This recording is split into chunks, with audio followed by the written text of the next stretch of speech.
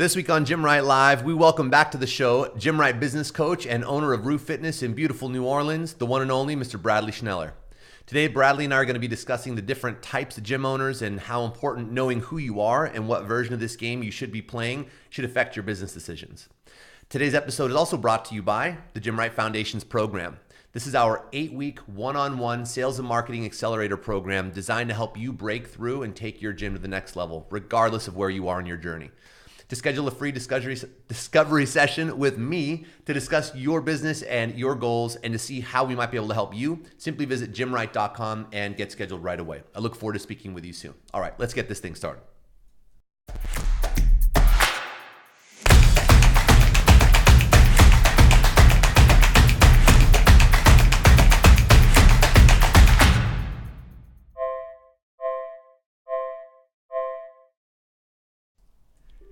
Hello and welcome to this week's episode of Gymwright Live. I'm your host, Marcus Gurzy, and this week we welcome back to the show, Bradley Schneller. Bradley, pleasure to have you on, brother. Welcome to the show. How are y'all? Awesome. Cool. So you are the man behind one of New Orleans' most known gyms, Roux Fitness, as well as one of our senior business coaches here at Gymwright. So I'm excited to have you on for today's topic. Today, we're going to be zooming out a little bit from kind of the usual tactical episodes and talk about the different types of gym owners and really how to know which one you might be and how that should be affecting your business decisions. Bradley, why would you say what we're talking about is so important? I think it's important because a lot of gym owners seem to lose focus on what they're trying to accomplish, and then it doesn't really match what the members are looking for as they come in. And what ends up happening is a gym owner will jump from different type of fad to different type of fad, or this training to this training, or programming to programming in pursuit of either monetary values or popularity is known as the badass gym or something like that. Yeah, it seems like a lot of the gym owners, I think a lot of gym owners are having an identity crisis and they don't even know it, right? They're struggling and they can't figure out why. And, they're trying this, they're trying that, which obviously, I mean, we've been in business ourselves with our own gyms and our own other companies for many years. And we totally understand how that can happen. But it's oftentimes because they've strayed away from or are not clear on what really who they are and what they're trying to do, and instead are just kind of cobbling together what has their attention now or what they feel like they need to do next in order to gain one more inch here or there. Well, and look, it's real easy, right? Like your intentions when you come into being a gym owner, be like, I want to help people. I want to make money while I help people. And then you get caught up in the games or the open or competition or sparring or whatever it might be for your specific gym, and you tend to lose sight of why you originally started a gym. Sure. I mean, it's a constantly evolving marketplace. There's always, new fads, new trends, new options and things available, which is great. But, I think it's about, really getting clear on who you are and then making sure that you get everything in alignment with that. So what I'd like to talk about next is really kind of some of the different considerations and the different kind of categories almost someone could be looking at to really help them identify, who they are or what they're doing. One of the things is the format, right? So getting clear on, are we going to be a group-based business? Is group training our main thing? Or is it going to be individual? Or is it going to be a hybrid of the two? And if so, you have to know which one's going to become, or which one is going to be the mainstay, right? So a lot of times I think people start as a group facility and, maybe they start to learn more about program design, which is fantastic because it's only going to help make the group stuff better. But then they start to kind of shift their focus over to individual design and do so without really having a clear-cut business plan or really knowing how they're going to market, how they're going to sell, and how that part can support the business. And they kind of let the group stuff suffer. But the business model itself that they had put in place was based on group. So now they've kind of got this mishmash happening, and the business model itself doesn't really make sense, right? I mean, I've even seen, like, in the past 6 months, some gyms that started out as the group model or the group training, and then maybe they hear a podcast or they read something and they're like, oh, individual design's the way to go, right? And then they take an individual design course and then a certification and are like, this is awesome. And then they try to switch their group training gym to individual design without doing any market research, because individual design costs more, okay, to the client, all right, without even knowing if their market can support it. You can't jump from thing to thing like that. For sure. And I mean, look, it's not that you can't transition or bring or create a hybrid model. That's what we did at Active. Is we had initially was a totally group only based model. My partner went through the OPEX program, learned a ton. We got really inspired around, making that really kind of like the next step in our program.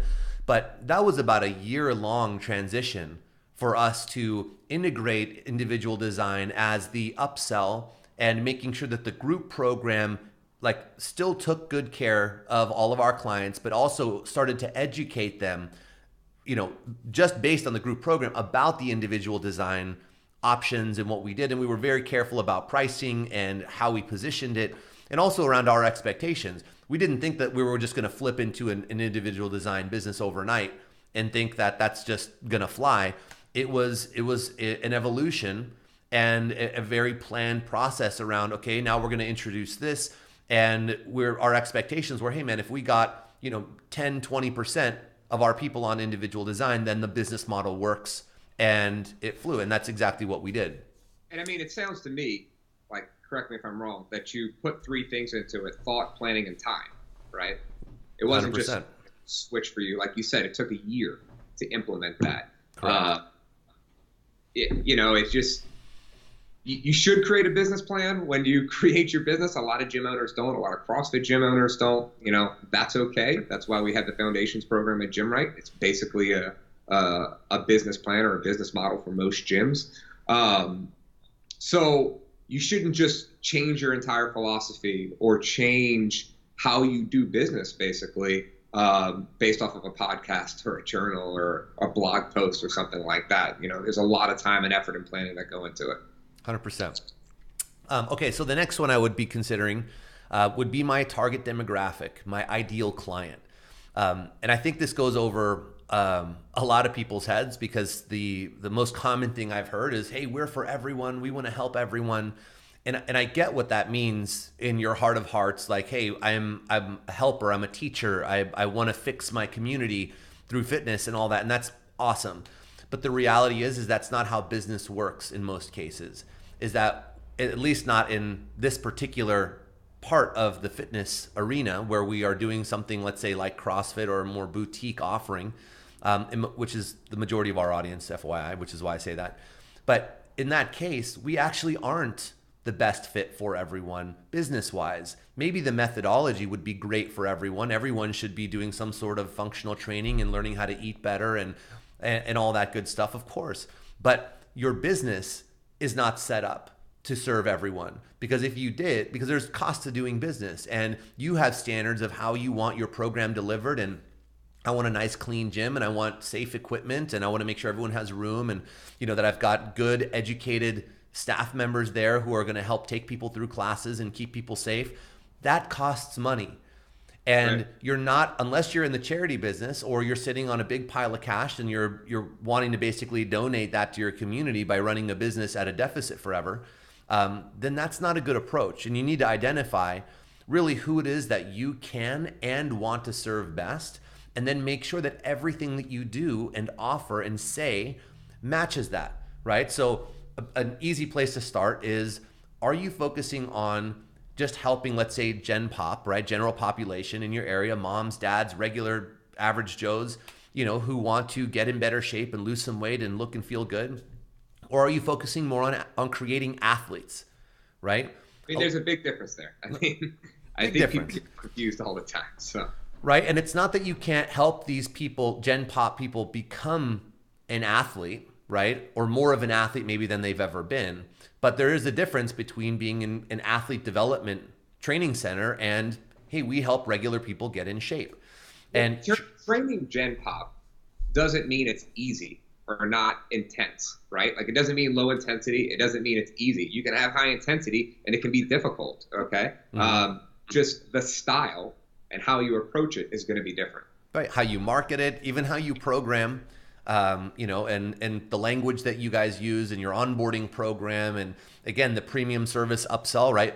Custom program design is probably not going to be the best fit in a lot of cases for that application. You may want to come up with something more maybe in the lines of a nutrition program, and maybe specialty program cycles that people who want to work or focus on something in particular for a little while, everyone does it together. We do it as a group. It's fun, and so on. And also thinking about, are we going for an older demographic, younger demographic? And listen, I know that a lot of gyms we had a mix of everything, right? But we had an ideal client that we were after. And everything that we did, that we offered, that we said, everything was for that particular set of our community. And the people, it brings in fringe people, older people than we maybe expected, people who are more athletically minded or what. And that's okay because they still resonated with that message, right? They weren't showing up and being like, hey, why don't we do more of this or that? We were far closer to that demographic than just shotgun blasting the neighborhood and helping any and everyone who, wants to lose weight or, go to the games or whatever. It's in most cases, for most people, we need to be more focused than that. Yeah, it's interesting when you talked about language. When I started my gym, I got into the business because I wanted to help people. I couldn't be employed by another person because I can be kind of a jerk or want to do my own thing. I'll second that. And I wanted to make money doing it, But I definitely knew that I just wanted to help people get healthy and fit. Well, I came from a gym that was very competition focused and really pushed that. There's nothing wrong with that. They are thriving. They do really well in that market, okay? What ended up happening is I tried to do a little what they wanted to do and then a little what I wanted to do, and we kind of got lost on the way. I've since completely revamped that, and we've evolved over 6 years to where we are today, which is Roux Fitness with a bunch of different programs. But what I had to do is take the team with me. And if you weren't behind that idea or that philosophy on our team, you couldn't be here. Because I couldn't have anyone pulling against that philosophy and where we're headed. Because if you are pulling against it, then you might be talking trash about it or just offhanded comments, and that kind of ruins the pool of the members doubting the direction of the gym. But one of those things along the way, when we created multiple programs, we created a program called Sculpt, okay? And I had a CrossFit coach basically referring to Sculpt as scaled CrossFit. I'm like, no. That's not what it is. I never want to hear you say that again. Sculpt is its own thing. It's intense, okay? It's a different style of programming, and there's no barbells. So do not ever downplay what that program is. And so part of that is the language we're talking about and what you want to be. Like if you're a Gen Pop gym, you can't be acting elitist about CrossFit programming. Mm-hmm. Mm-hmm. That actually brings up a really good point too, is how you hire and who you hire, right? And what you are cultivating as a culture amongst your staff, right? This is a lesson I learned with my gym as well. I had a phenomenal coach on my team. He was L1, an L1 seminar staff coach. Amazing. But he was diehard only traditional CrossFit. So when we started introducing tempos and started changing up how we were doing our program design from a more traditional, HQ style programming model to, where we were going with our active programming, he was resistant. And that created, although it seemingly at first was nominal, it was not a big deal, it actually started creating friction and disconnects between what our messaging was and our community, because he was like, I don't believe in that. And now he would even change the program sometimes without saying things. It became a bigger problem. We actually ultimately had to let him go. I Even though he was great at what he did, it was actually, he was not the right fit for what we were doing. He was great for a different environment. I would still say he was one of the best coaches I've ever even worked with when it came to that. But we were no longer that. We were becoming more clear about who we were and what we were trying to provide. And if your staff doesn't support that, like you said, it can really create some headaches. Yeah, in my interview process now, because we are the Gen Pop gym, I want to move people to healthy and fit, but like that's our main focus. It's not competition. Like a member left our gym the other day, and they went to another local gym, and no hard feelings. That gym's perfect for that person. Okay, that's not us. That's not what we want to do. I want people to look awesome. I want them to feel awesome. And we're going to take the approach that best fits that, not some approach that I feel I have to do because I had CrossFit in front of my name or because I'm an affiliate or something like that. But in my interview process, I ask my potential coaches those questions like, what's your philosophy on fitness? Why are you getting into coaching? And then the other key question I ask them is, can you put the members' workouts ahead of yours? Because I'm not interested. No one here is interested in how much you can snatch and how much you can clean and jerk. I don't care. Okay. I care about what the members can do. Yep. And so we've got, our target demographic, getting clear on who it is that we can and want to serve. We talked about staffing a bit. I think another big one here is really being clear about your business goals, the overall growth, and what really defining what success means. And this is one that is, I think, probably one of the most prevalent problems or question marks for a lot of gym owners, because, over the years now, I feel like there has been this kind of generalized definition of what it means to be a successful gym in our space, right? To run a successful box, and that it only can be one way. And the reality is that that's not true. And you don't have to build a large box in order to be successful. As a matter of fact, some of the most successful gyms I know are not even that big. They are between 100 and 200 members. I've even worked with some gyms that have 80, 90 members who are very successful.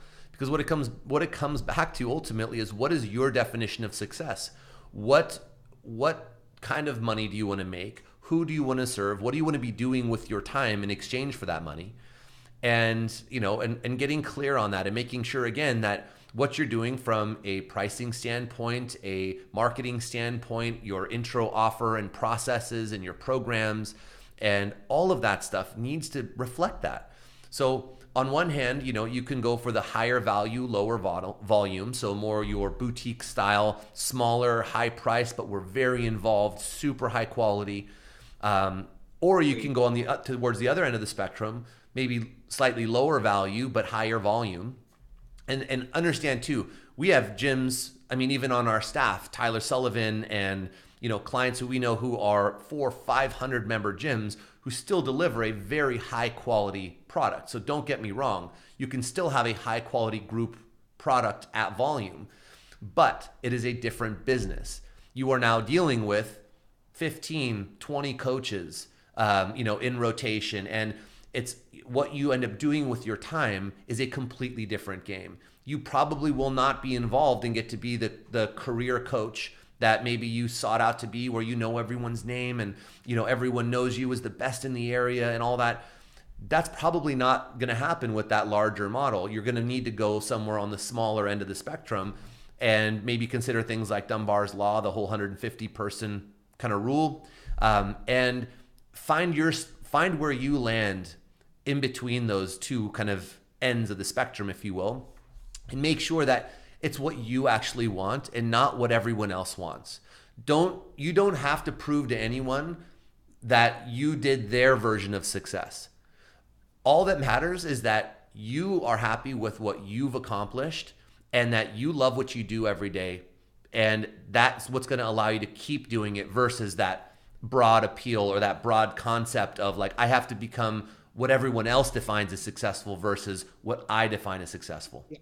And I don't think a lot of owners think of that when they're planning out their gym and they're starting their gym. They think there's one path, right? Like, I want to be a master. Totally. I thought the same thing when I first got started. I thought there was only one way to go. Go huge. If I had to start over, I would do things a lot of it differently. Like I tried to grow and I tried to grow real fast. And I mean, we grew, I mean, we have 240 members, but I mean, I would have done things a lot differently on this path with some things in mind, like time. Okay, like success can be defined as time, right? Like that's a valuable commodity that a lot of people forget about. It's not just monetary. And then, there's I was thinking about this the other day. Somebody was asking me how successful you were. And I'm like, yeah, I mean, we generate a lot of revenue. Our overhead's a little bit high. And I'm always trying to like strive for like, what's the next iteration of our business, right? And then I forget, and I thought about this, that the hundreds of people that I've helped get healthier and fitter, my wife works with me in our business, okay? And we have the freedom to where if I need to take off a day, I can take off a day and go play with my kids. Like, that's successful. Exactly. You've defined what success means to you and your family, and that's what you've built your business around. And I think a lot of people struggle with feeling like they need to be what everyone else, to impress the other gyms in the area or to just look like the dominant one, because for whatever insecure reason is behind that. And oftentimes it's just a matter of not understanding that you can find success in all different corners of that, and that you just need to really work out what's important to you. And we'll talk about some things people can do a little bit later around that. And that leads me to the next point, which is, what is your goal as far as the role, right? And that's what you were just speaking to. How involved do you really want to be? And what do you want to be doing every day? Are you starting this gym because you actually want to be on the floor coaching people full time for a long time? Is this, or are you doing this because, you want to create that place? Yeah. That is where, maybe you do a little bit of coaching, but you're more involved on the business side because that maybe is more your language. There is no wrong answer here either, but you need to pick where you want to end up, right? Do you want to end up with the general manager and you hire a head coach who will continue to nerd out on that stuff while you become a better business person? Or is it vice versa? Are you the person who's like, look, I got into this because I'm a super coach and I want to be a super coach forever. I want to be the best in the world. Awesome. Do that, but hire a GM or a business manager who's going to help you run those other aspects, because no matter what, they need to happen. Both of those are two really important roles that need to be fully energized in order for this business to work correctly long term. And I got a question for you, and Sure. And we can kind of jump into this a little bit. Do you think that just because someone wants to be a GM, of their business, should they be a GM? Like, I talk to a lot of gym owners where, their passion is coaching, but they think they need to step away from the business, right? They think that's what they need to be, is just run the business, coach less, but that's not their forte. I can tell by talking to them, like, hey, they think maybe you should hire someone to do all this stuff, run your social media, look at the back end of your systems, create processes for your gym, and you just worry about managing your coaches, writing programming, and talking to your clients, right? Do you think that sometimes it's more than what I want, and what am I good at? Great question. Look, here's the thing. I think that unfortunately, a lot of people, again, and this is, there's a lot of podcasts and bloggers and ads and all sorts of things that really kind of, make this whole like entrepreneurial thing look like it's something that it's not. And, that everyone feels like they should be able to build become this super business person, this super entrepreneur where I built the gym and now it totally runs on its own and I'm off sitting on a beach in Tahiti.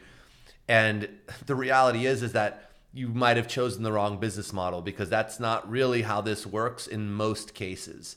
Can you build your business to the point to where you could fully step away? Yes, you can. But that is not that simple, and that's going to take you a very long time, and you're going to truly have to master all of these key pillars within your business, from management to coaching and experience and everything. So that, and be able to build the right team to put them in place to be able to do that. But just know that this business isn't one that has that much meat on the bone to where you're going to be able to have a gym with that's fully staffed, firing on all cylinders, and it's going to be shelling off huge amounts of cash that allow you to still compensate everyone and grow and develop that business as it needs to be while you are off doing something completely different. That's pretty rare. So part of that is, did you choose the right business model to reach that goal? Correct. Because if you want to be the gym that, like, I train elite athletes, well, in order for you to achieve that success and step out and go sit on a beach somewhere, you need to be the best in the world. Right. And then you need to replace yourself with someone who's just about as good, right? And so to answer your question, I think that people's expectations or what they think they should do is what they say. They get on, they're like, oh, I know I need to be working, I got to stop coaching so much and doing this. Look, if you got into this business to be a career coach, so be it. Yes, we probably need to work on your balance and make sure that we have your bases covered, especially when you're just getting started, because you can't afford a GM and the support that you need. So we're going to it's going to be hard for you. But, do I think that anyone can learn it and become good enough at it? I do. I do think that if someone is really willing to do the work, the systems and the processes and the tools are all out there. And, we help a lot of people like that, help them get good enough at it so they can do it the way that they want to do it. But the reality is there's probably someone better that you can hire, or you can bring in an admin part-time to help offset the parts that make it really hard for you, or maybe it's the finance part or whatever it is. You can outsource those things either to a staff member or to a service company outside of your business too, and then still be able to pull it off. You don't have to be the super GM, the super Right. business manager to still pull it off. Yep. Cool. And then the last one that I have on here is your reason for the business, right? And this kind of goes full circle now for us. Are you in this because you are wanting to build a lifestyle business that you are going to stay involved in, right? Because this is what you love to do and this is where you want to be, and your roles will evolve and you will progress and you will evolve as a business owner and everything. But you're in this because you love what you do every day. You want to help people and you want to make a good living doing it. Or are you in this because you thought this was a great way to make a bunch of money and you want to just make as much money as possible? Are you in this because you're trying to make maximum impact, right, in your marketplace? Or are you just building this business to build a brand that maybe supports other initiatives like a nonprofit, or who knows what else you're trying to build, right? But you have to get clear again on the intent, the goal of the business itself, right? And then that is what's going to help influence all these other decisions as well, right? And make sure that you get everything in alignment with that. If you're trying to do this for maximum money, you're probably not going to make maximum impact because you're going to be trimming off all the things that would be making that impact. And you have to be okay with that. It's not that that's not okay if that's what you want to do. That's the beauty in an open marketplace.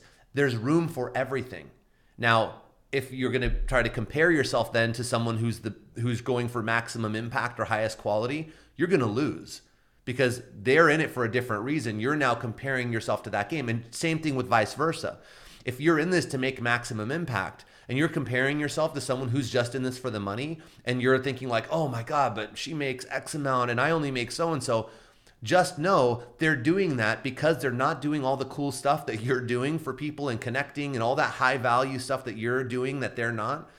That costs time and money and so on.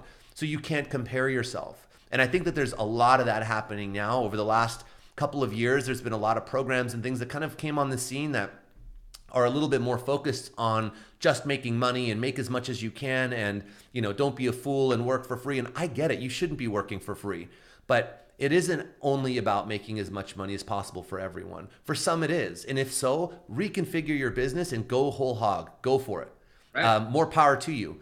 But if it's not, don't compare yourself and then wonder why, and then consider yourself a failure because you can't make, $80,000, $90,000, $100,000 a month off of your gym business. because the business that your intent for even being in business doesn't match that. And you can still make a fantastic living running the business the way that is in line with you and your goals and your vision, and still make a great living doing that. You just have to make sure that the business systems and everything about your sales, marketing, offerings, finances, everything is as optimal as possible for that model, right? And not trying to pull from these other ones and trying to kind of create your own mishmash version of it. That's why I have to shake my head a little bit. I mean, you and me, we're both, all of us, a lot of us are in the affiliate owners only board. That's the black hole of the internet for. Yeah, there's a lot of interesting conversations in there. But I have to shake my head sometimes because I get frustrated when I know some people that will post in there and they'll ask a question. And I'm like, is this the right place to ask the question? Because you're about to get 50 different answers, all answers for people that don't know your business, don't know your clientele, don't know your demographics. And are you just going to choose one and plug it in? Because that doesn't make a whole lot of sense. You're absolutely right. And that is literally the way that I would say 90+% of the gyms out there make their business decisions, is that they'll, whatever's hot on the podcasts or whatever's, going around on Facebook, they'll go in the group and they'll fire off a question, or, hey, I need to figure out my, what's the best on-ramp program? What's the best sales system? What's the best marketing? What's the best ad set? And unfortunately, like you said, you'll get some good ideas and you can definitely get some inspiration, but they basically cobble together this Frankenstein business model of we're like, ooh, I like that. Ooh, I like that. And they just piece it together. And I get it. That's how we learn and that's how we figure out what doesn't work. But that's not, you can't do that forever. You're never going to find optimal if you do it that way. You have to be able to stop and say, okay, who am I? What are my strengths and weaknesses? What are my goals? Who do I want to serve and who can I actually serve really, really well? What's my reason for being in business? What numbers do I need to hit in order for this to be a sustainable business for myself and for my staff and to be able to deliver what I am intending to build? And then go through line by line from your website and your image choices and your language and your offers and your process and your sales process and method to your onboarding program, your class structure, your time offerings, the coaches that you bring on board, referral programs, your content strategy, everything. All of it needs to be in line with that, and audit yourself. Is this really in line with all of this criteria, right? Set yourself a qualifying lens of who you are, what you're working with, where you want to go and who you want to serve, and what the numbers need to look like, and say, okay, this is my guiding light. And now go through and basically take a look at every aspect of your business and say, does that match this as best as I can right now? And what would the next best version of that be when I maybe have a little bit more money or have a little bit more time? And see where you are, see where you stack up, so that you can actually be honest with yourself and say, okay, none of us are perfect. Here's what I've got. Here's what's working for me. Here's what I need to improve, and get to work. It's the process we take people through in our foundations program, where we figure out who they are and where they want to go and why, and what those numbers need to look like. And then we basically work our way through the entire sales and marketing engine of the business to make sure everything actually matches that and is optimal based on their resources and goals. Well, it's interesting you said that. And I haven't really thought of this before. I've been teaching our foundations program to about, 20 clients so far. And one thing that it just hit me just now is a lot of gyms, like, these owners are just frustrated because they're spinning from one thing to another. But when you're done with our foundations program, and this is like, I guess it's a plug, but it's not a plug. I'm being genuine here. You know who you are and what business you want to be. Yeah. And the steps that you need to take to get there, straight from like the financials all the way to your demographics, to your marketing, all three of those things. Yeah, I mean, that's the whole point. That's why we call it the foundation, right? Because now you can actually move forward and you can build whether it's a house or a skyscraper, it's up to you. But now you're able to do so, and you're standing on a strong foundation. All right. So, Bradley, what else is there anything else you want to add to this, like topic or anything you want to kind of say to it? You had said something before we started on here, before we went live, about like serving multiple masters and things like that. Yeah, I mean, it gets back to what I did kind of in the beginning, which is stop trying to impress other CrossFit gym owners, right? Like, my life changed completely when I stopped looking at other gyms' Facebook pages or Instagram pages in the local area, right? Mm-hmm. When I stopped worrying about that and I just focused on what do I want to do and how can I do it best, my life completely changed. Like, stress levels came down. I was happier. We started succeeding a lot more because I wasn't trying to be someone or impress someone. It's like, it's like in high school when you're not being yourself and you're trying to impress the pretty girl or the jock or something like that. Like, bro, it's cool if you're a band nerd like I am. Let's be the best band nerd I can be. No, for real. I got a music degree. I'm 100% band nerd. Yeah, full band nerd. Full band nerd. Also probably like why I'm wearing this Game of Thrones shirt here. So, but anyway, if as soon as like you stop trying to impress other gym owners or be other gym owners that, aren't who you are, then your life's going to be a lot better. I was listening to Smart Passive Income podcast the other day, and he was giving like the top 5 mistakes for entrepreneurs. And it was interesting. And this one stands out to me in particular. Was one of them was, choose a mentor that lives the lifestyle that you want to live. And so that correlates to, if you're looking at other gyms that you want to emulate, okay, are there owners, producing a message that you want to produce? Are they living the life that you want to live? Does their gym appear to be that way? Or are you trying to do everything that CrossFit New England does while your demographics don't, reflect that, or you don't reflect that, or your values don't reflect that? I think Ben Bergeron's awesome. I think there's a lot of stuff that he teaches that I take and I try to put into business practices, but my gym is not trying to be CrossFit New England.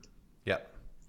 Yeah, it's a good point. That's actually something I was just talking about. I actually had breakfast with one of my mentors yesterday, and we were chatting about about really modeling, what your decisions, making sure that your decisions and who you're following, are really you're getting the advice and you're modeling what someone who actually has and does and is, a version that you aspire to be in business, in life, in everything, like you said. It's amazing how quickly we can just get caught up in, Ben Bergeron, same thing. Awesome dude, knows his stuff. Best at what he does, right? But Ben is Ben in his market with his goal, and he is who he is and all that. And a lot of people, whether it's Ben or it's Invictus or it's so-and-so, they're like, I want to be the next Invictus. And it's like, okay, well, you want to be CJ? You know what CJ's life is like? Do you know what he does every day and what that business is like and how they do? No, you don't. So you might want to do a little bit more research before you just start going to their website and copying their copy and their images and their program, right? If that's not in line, make sure it's actually in line with who you are and where you want to go, right? And that also holds true, though, to members, right? Like, I know in the beginning for a lot of gyms, or even depending on where you are, there always seems to be desperation, right? Like, they're hanging on the whims of every single member. So, like, one member comes and they're like, well, I didn't really like that programming, or it wasn't competitive enough, or I need to do this. And then they change everything for one single person. They're constantly moving from one member to the other. Like, it's okay. If they don't fit into your model, they can go to another gym. It's not a big deal. Stay true to your brand and you will have a gym full of people. 100%, man. Yeah, on that note, man, I'll end it on that note because that was a really very good point. Don't worry so much about the squeaky wheels. Always listen to the feedback, But before you make any decisions or you take any action, run it through your filter, right? Absolutely. Does that feedback support me doing what I'm trying to do better? Or is this just someone who is looking for something maybe that's outside of what I'm doing? And if that's the case, then don't make the change, right? And some things are going to be larger than or smaller than others, and it's going to be up to you as a business owner to see what you need to do with that information. But at the end of the day, you have to stay true to who you are, because if you just keep knee-jerk reacting to every little bit of feedback, we need more strength, we should do less of that, we should do like this, hey, this gym does that, why don't we do that? If it's not in line with your vision, who you are, and what you're looking to do, then that's okay. Take it as feedback. I appreciate it, and move forward. Trust yourself. Exactly right. Awesome, Bradley. Bradley, before we go, Marcus, in the preview for this, Nick Morantz, he gave a shout out. He saw my little thing. He said he wanted to see me in the gold shorts. So I didn't want to disappoint your fans here. So just so you know, I did wear the gold. Very good. If you were listening to the audio-only version, Bradley just showed us his shiny gold shorts he was wearing for Nick. So you and Nick can work that out on your own. About 4 inches long. So that's terrible. That's TMI. All right. So Bradley, thanks so much for joining us today, man. Where can people find more about you? Yeah, at Roux Fitness. It's also, if you want to check me out on Instagram, you can do at Roux _fitness or at Bradley Schneller. I'm also on Twitter at Bradley Schneller, but that's mostly me just like complaining about sports teams. So that's actually very true. Anyway, so if you want to get into it about sports with Bradley, or make fun of his shorts and all the wacky stuff that he wears, you can find him on all those channels. Bradley, thanks so much for joining us today, man. Great show. Appreciate you. Man. Awesome. And I want to thank all of you guys for joining us here today as well. As always, we're trying to help you guys build your businesses, and anything we can do to support that. That's what these shows are all about. So if you are not a part of the network yet, which is our private Facebook group for all the motivated gym owners in the world, be sure to find that group, apply, and we'll let you in there as long as you're an owner or manager of a gym. And you can see all the great conversations and tips and tools and everything that we share in there. It's a really good place to be. And if you're interested in getting help with your business, visit gymwright.com and apply for a strategy session with me. And we'll get to know you, where you're at, where you're trying to go, and see how we might be able to help you. Thanks again for joining us, and go out there and build something that matters. We'll see you guys next week. Bye-bye.